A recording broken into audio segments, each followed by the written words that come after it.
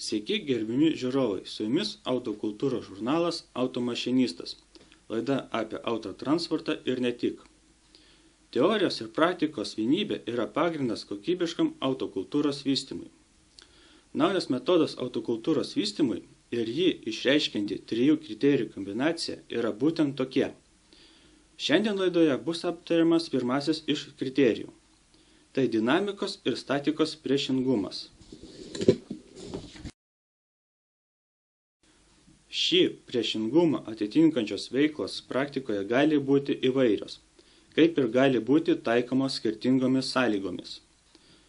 Vis dėlto bendrieji bruožai išreiškiantys eismo sąlygų įvairovę mūsų įpareigoja laikytis tam tikrų savybių. Taip pat mūsų prioritetas visada yra rezultatyvumas.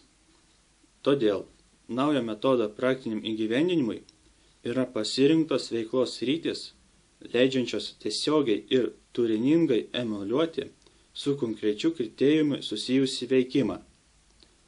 Svarbus tame yra kūrybinis aspektas, bei ne tik formaliai imituojant pasiekiami įgūdžiai. Šitokį turinį ir paprastą bei platų prieinamumą užtikrina, pavyzdžiui, kai kurie žaidimai. Konkrečiai, dinamikos ir statikos priešingumo atitinkanti specifinė veikla, leidžianti unikaliai pritaikyti naują metodą autokultūros vystymui, yra daugeliui mūsų gerai pažįstamas šaškių žaidimas. Apie šį žaidimą mūsų pirmasis reportažas.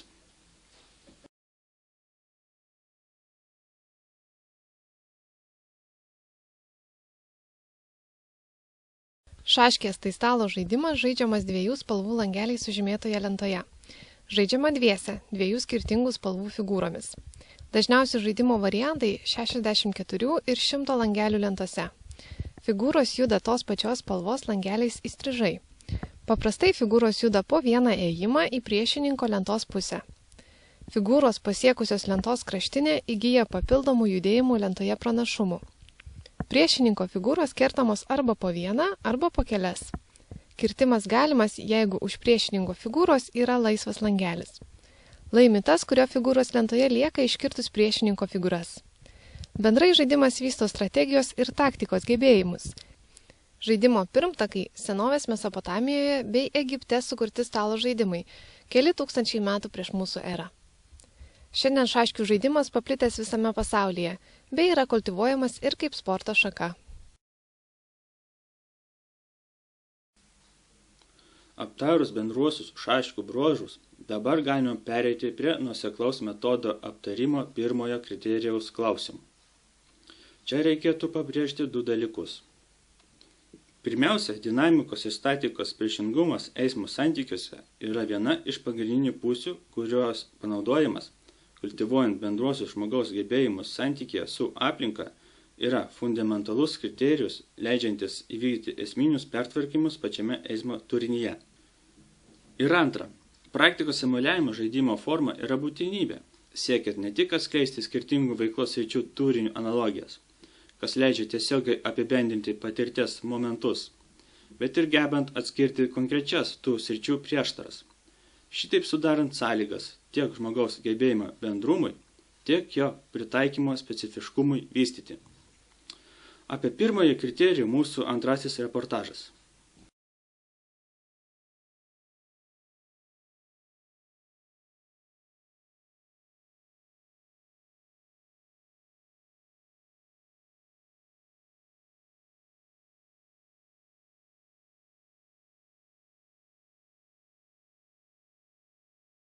Žaisdami mes mokomės.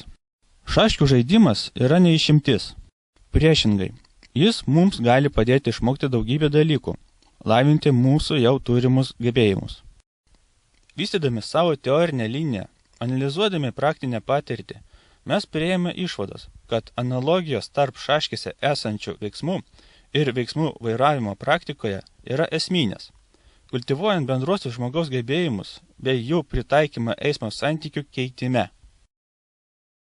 Tikslumo dėliai reikia paminėti, kad mes čia žaidžiame šachmatų pėstininkų figūromis, tačiau tai yra šaškių partija. Tiek strategijos, tiek taktikos prasme, šiame žaidime esama įvairių mokyklų bei metodų, kaip ir esama ne vienas šio žaidimo variantas. Tačiau mes nesimame spręsti, kuri mokykla ar būdas yra geresnis, kaip ir nesiekiame kelti žaidimo formos ir turinio santykio klausimo. Plėtodami vieną Briuselį mintį, mes matome geriausias tas pusės formose, kurios gali būti pritaikomas kitose formose. Todėl dinamikos ir statikos priešingumo kriterijus yra aktualus bet kokios formos šaškių partijoje, nes jis leidžia šaškes panaudoti būtent kaip vieną iš priemonių naujame metode autokultūrai vystyti. Kaip tai vyksta? Imdami bet kokio varianto šaškių partiją, mes judame po lentą. Kiekvienas ėjimas priešininko atžvilgiu yra puolimas, tačiau puolimo išdėstymais yra kuriamos ir gynybinės pozicijos. Bet kokia figūrų išdėstymo struktūra yra ir puolamoji, ir gynybinė tuo pat metu.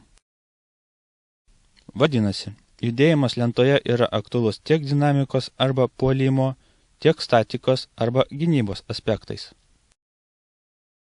Vairuodami automašiną, mes taip pat judame tam tikrą kryptimi. Tačiau tuo pat metu mums rūpi automašinos gabaritas. Lygiai kaip negalima ignoruoti gynybos puolant, taip negalima ignoruoti gabarito važiuojant. Žaisdami kiekvienas galime atrasti savo tinkamiausią taktiką, tačiau įjungę į savo strategiją dinamikos ir statikos priešingumo kriterijų, mes ne tik praplėsime bendrą strategiją žaidimui, bet kartu ir lavinsime savo gebėjimą pažinti bei veikti šio priešingumo turiniu. Pastarasis aspektas mums leidžia perkelti šią analogiją ir į vairavimą. Todėl, atlikdami ėjimus lentoje, kartu stebėkime savo veiksmus dinamikos ir statikos santykyje. Atraskime ir išbandykime kombinacijas lentoje, kurios mums leidžia tai daryti geriausiai. Sužaiskime iš tokių išdėstymo padėčių, o tuomet analizuokime savo atliktų veiksmų seką. Ilgainiui tokių veiksmų kartojimas taps įpročiu, išugdančiu ir savistabą. Tada šią patirtį jau bus galima perkelti ir į vairavimo turinį. Vairavimas savistabos aspektas tampa dar svarbesnis. Jis negali būti dirbtinis ar formalus. Štai kodėl lentoje išugdomas įprotis yra esminis treniravimosi prasme. Treniruokime savo gebėjimus dinamikos ir statikos priešingumo kriterijumi.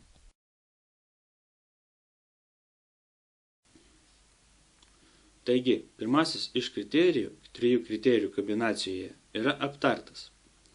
Šaškių žaidimas yra puikiai priemonė bendrųjų žmogaus gebėjimų kultivavimui, bei iš esmės konkretizuoja naują metodą autokultūros vystymui, specifinės veiklos pavydalų praktikoje.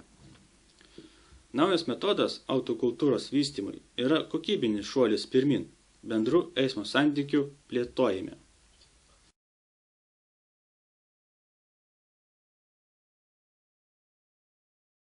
Kartu, be galo svarbus dalykas yra šio metodo pritaikymas. Aktyvus veikimas remintis teorinė linija nubrėžta spalio 10-osios laidoje. Praktikuokime naują metodą su savo draugais, darbo kolegomis, plėskime autokultūrinį sąmoningumą savo kolektyvuose. Analizuokime savo vairavimo patirtį, o po to sumeskime šaškių partiją ir atvirkščiai. Na, o dabar padarykime reklaminę pertraukėlę.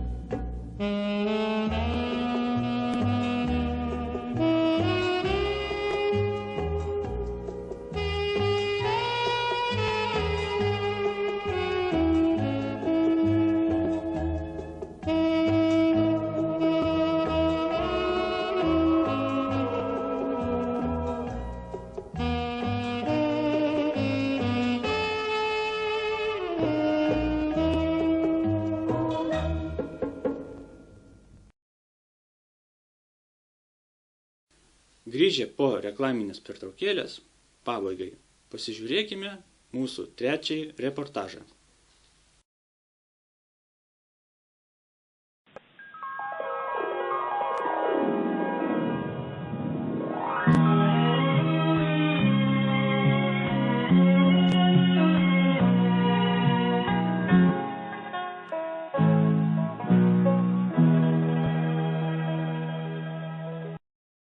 Artėjant naujiesiams metams, žurnalo kolektyvas nori padėkoti visiems, kurie domisi autokultūra ir praktikuoja atsakingą eismą.